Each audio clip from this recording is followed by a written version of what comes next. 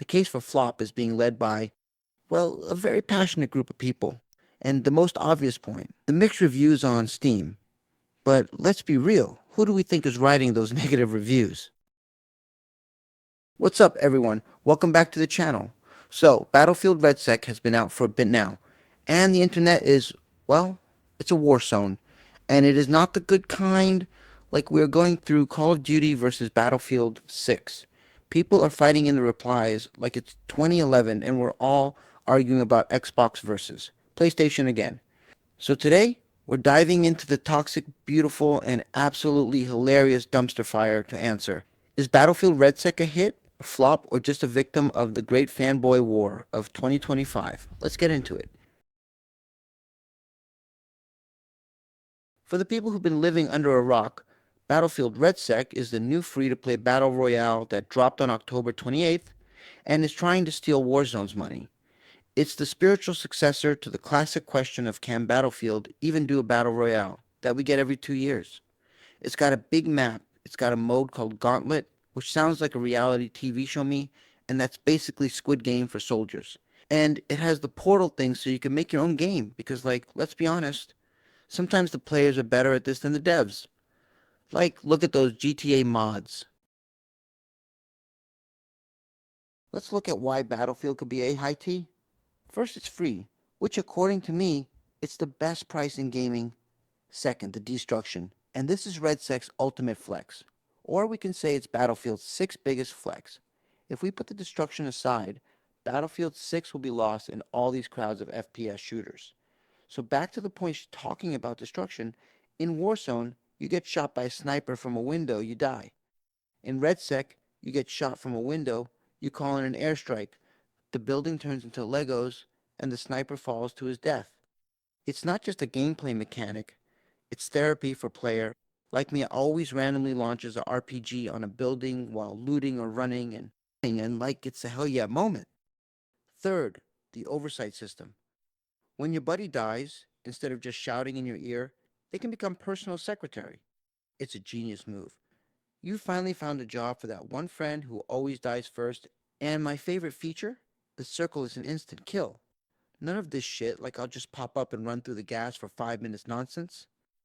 The RedSec circle is your strict, no nonsense dad. You're in it, you're dead. No backtalk. It brings a beautiful, terrifying forced action to the endgame. Now let's enter the salt mines. The case for flop is being led by, well, a very passionate group of people. And the most obvious point, the mixed reviews on Steam. But let's be real, who do we think is writing those negative reviews? I have a theory for that. You see those mixed reviews on Steam. Let's be real. A huge chunk of those are from Warzone players who booted up RedSec, tried to slide, cancel into another dimension, and when they couldn't, they immediately wrote a review titled like, "This game is trash because I can't bunny hop." This is the new era of the console wars. But now it's the game mode wars. It's Call of Duty versus Battlefield all over again, and the real Battlefield is the Steam review section. Which brings me to point two, the competition is a giant. We have to talk about Warzone. Warzone has been out for years. It has established metas, familiar movement, and a massive player base that is comfortable there. Asking people to leave that behind for a new game is a huge ask. RedSec isn't just being judged on its own, it's being judged side by side with a polished Titan. Third, there have been some technical issues. At launch, there were server problems, bugs, and some weird inconsistencies. For example, some players are reporting that the destruction in the BR mode doesn't feel quite as impactful as it does in the main Battlefield 6 multiplayer. These are the kinds of things that frustrate players early on. But let's get to the real tea, the player counts. Now, Activision is sneakier than a snake in a wallet with their numbers. The last we saw on Steam Warzone was bundled with Black Ops 6 and sitting at around 40,000 players. And that number has been on a steady decline. But here's the hilarious part. Last August, Battlefield 2042, the game everyone used to mock, was having a renaissance and was outpeaking the entire Call of Duty package on Steam. Let that sink in. The failed Battlefield was beating the latest code. That's like your weird cousin you used to bully, and he ends up with a gothic girl or winning the lottery.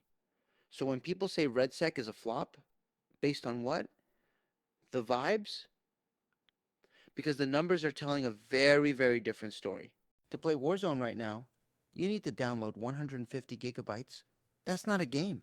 That's only the launcher. You have to then download another 50 GB of updates, which basically are Black Ops 6 or Modern Warfare 3. So the file size of this game is basically a digital hostage situation for your hard drive.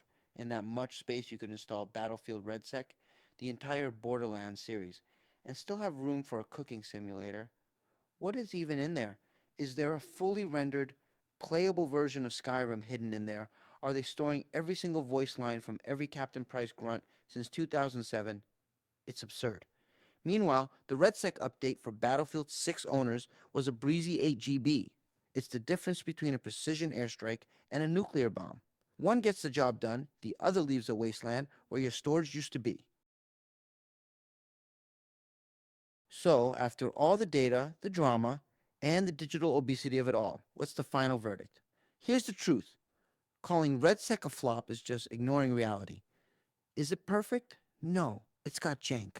But it's got heart, innovation, and it doesn't treat your hard drive like a landfill. Warzone isn't dead, let's be clear. It's still a giant. But it's a slow, nostalgic giant that's losing players and taking up way too much space, while RedSec is out here trying new things. My official ruling is Battlefield RedSec is the fun, chaotic underdog that's actually winning the numbers game. Warzone is the aging king that needs to go on a diet and remember how to innovate. Is it for everyone? No. If your identity is tied to your Warzone, you'll probably hate it. But if you miss the days of just dumb, fun chaos with your friends, this might be your new favorite thing. Its biggest enemy isn't its bugs, it's the Warzone fans review bombing it. And its biggest weakness is that it's still trying to find its perfect, polished form. But I want to hear from you, Team Battlefield. Let me know your favorite moment of chaos in RedSec. Team Call of Duty, tell me why the movement in RedSec hurts your soul. Be nice. Let's see which side is louder. No fighting, though. This is a neutral zone. If you enjoyed this brutally honest breakdown, do the YouTube thing, hit like, subscribe, and that bell for more. I'm going to go free for up to 100 gigs on my laptop. See you in the next one.